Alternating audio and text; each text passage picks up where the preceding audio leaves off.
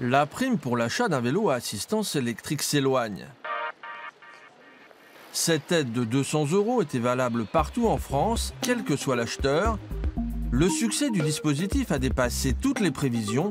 En un an, le volume des ventes de ce type de bicyclette a quasiment doublé.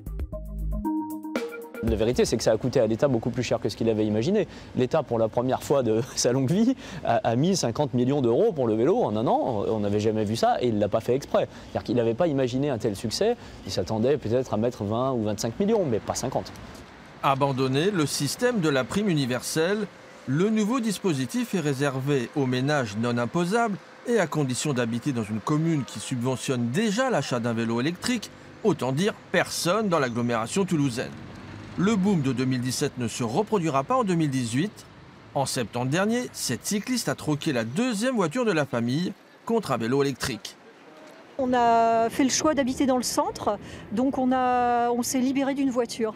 La mesure était très bienvenue et je trouve vraiment dommage sur des vélos qui sont chers de supprimer cette aide.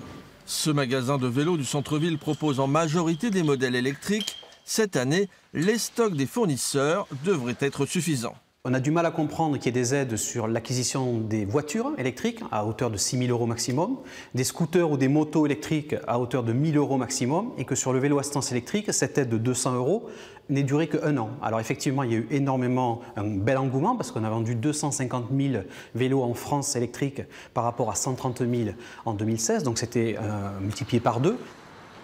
Pour faire oublier cette prime au rabais, les associations espèrent une mesure forte du gouvernement en faveur de l'indemnité kilométrique vélo.